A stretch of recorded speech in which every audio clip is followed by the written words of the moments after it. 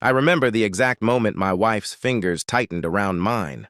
Cold, trembling, urgent. "Whatever happens," she whispered, her voice barely carried by the wind. "Just listen to me." At the time, I thought she was overreacting. Now I know. She was trying to save our lives. It's strange how betrayal never arrives loudly. It doesn't knock. It doesn't warn you. It grows quietly in the spaces where trust once lived. And ours, that was a home built entirely on trust. Our son Daniel wasn't just our child. He was everything we had poured ourselves into for over 30 years. Every sacrifice, every late night, every dream we set aside, it was all for him. We believed in him with a kind of faith that felt unbreakable. Maybe that was our first mistake. But if you had seen him the way we did, you would have believed too. Daniel was the kind of boy people admired. Calm, thoughtful, always measured in his words. Even as a child, he rarely caused trouble. Teachers praised him. Neighbors adored him. And as he grew older, that quiet confidence turned into something even more admirable.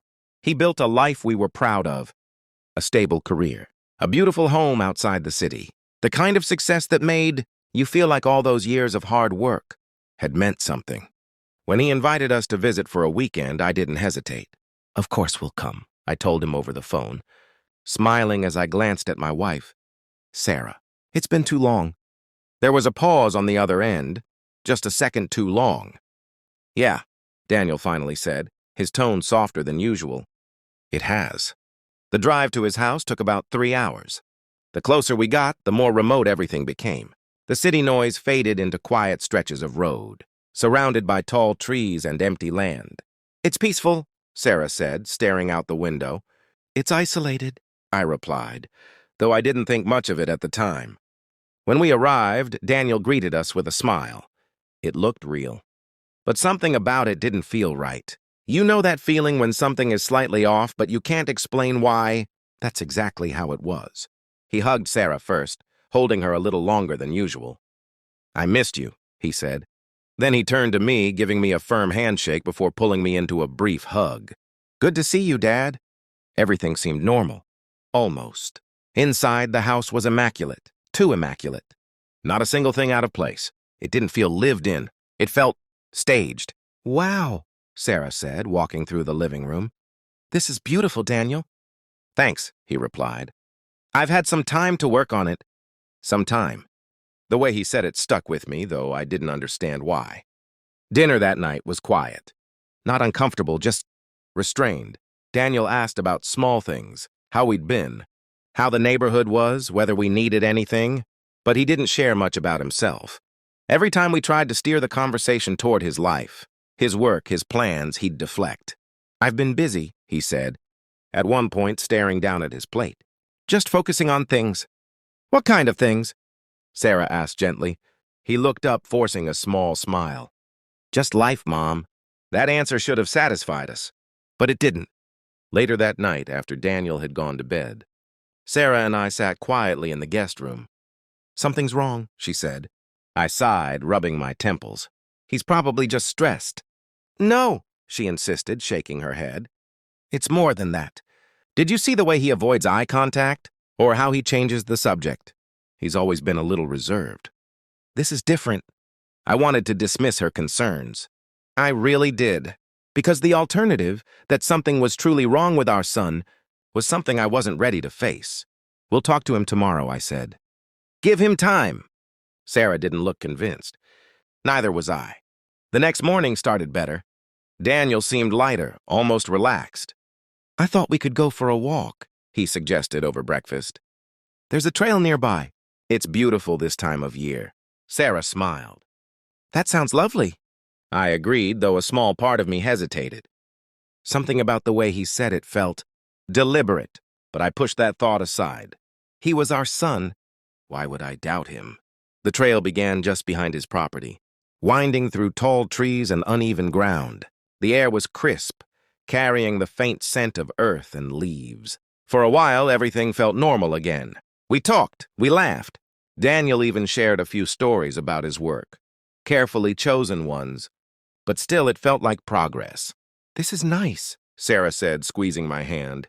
I nodded. "Yeah, it is." Daniel walked a few steps ahead of us, leading the way. "Stay close," he called back. Some parts get a little steep. As we moved deeper into the trail, the path narrowed. The trees grew thicker, the light dimmer. And then we reached the edge. It wasn't sudden. It revealed itself slowly, a break in the trees, an open stretch of land, and beyond it, a steep drop.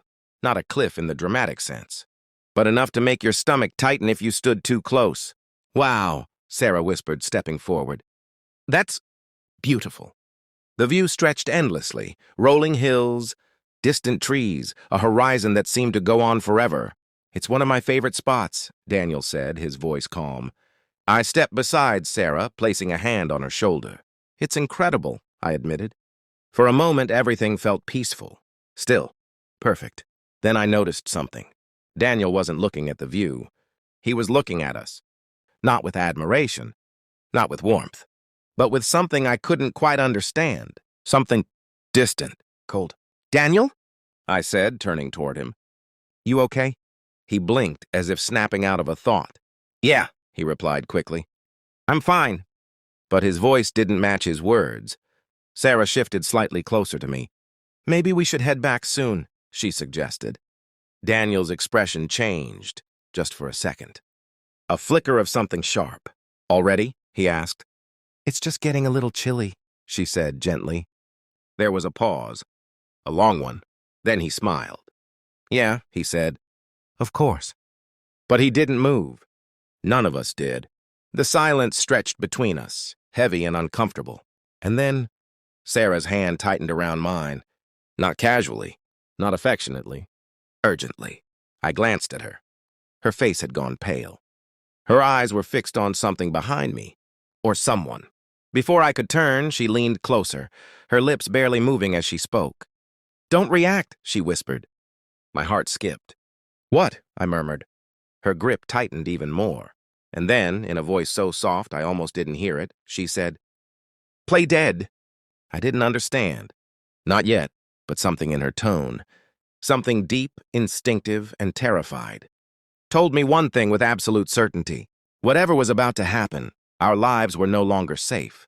And somehow, our own son was at the center of it. For a second, I thought I'd misheard her. "Play dead?" I whispered, barely moving my lips. Sarah didn't look at me again. Her eyes stayed fixed ahead, her body stiff, her grip on my hand almost painful now. "Trust me," she breathed. That was all she said. And in that moment, more than anything, I realized something I hadn't allowed myself to accept before. She wasn't guessing. She knew.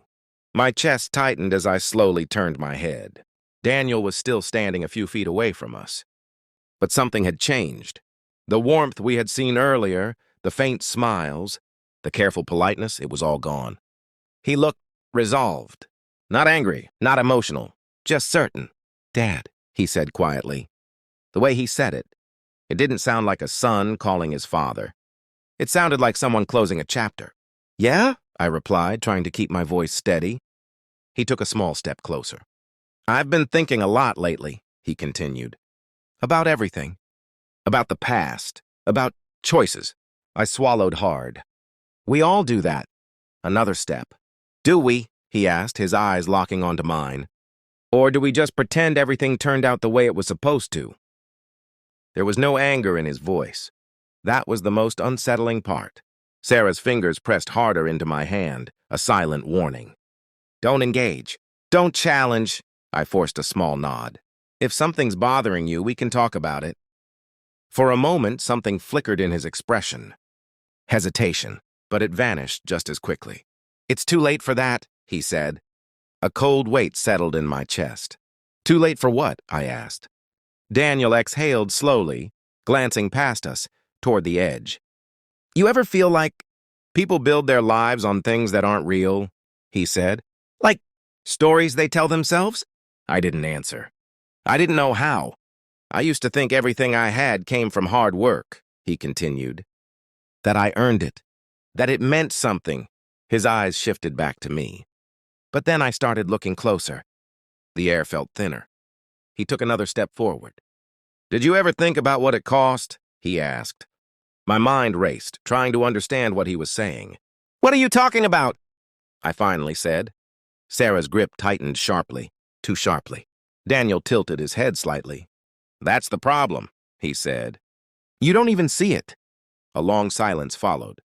The wind moved through the trees, carrying a hollow sound that made everything feel even more distant.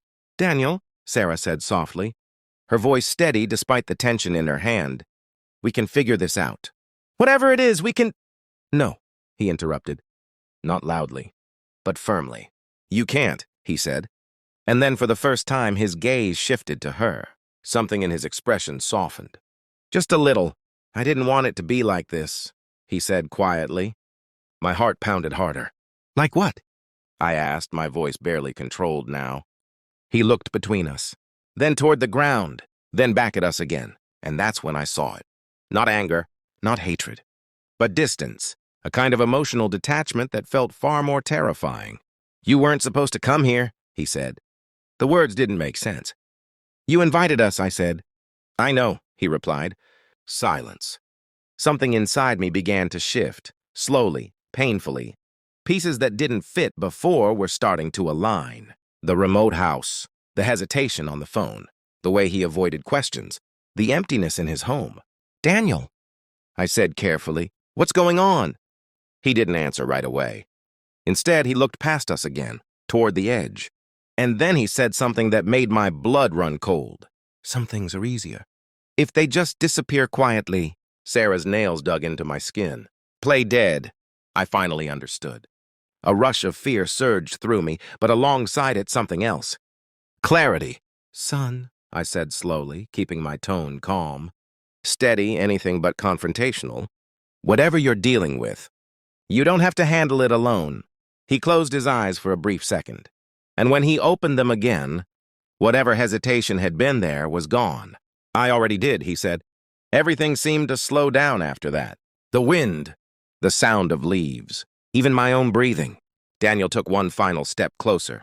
Close enough now that I could see every detail in his face, the faint exhaustion under his eyes, the tightness in his jaw, the complete absence of doubt. And in that moment, I made a decision. If Sarah, who had always seen what I missed, was telling me to trust her, then I would. No matter how impossible it felt. I shifted my weight slightly. Just enough to prepare. Just enough to let go. "I'm proud of you," I said suddenly. The words surprised even me. Daniel froze. "You built something for yourself," I continued, my voice steady despite the storm inside me.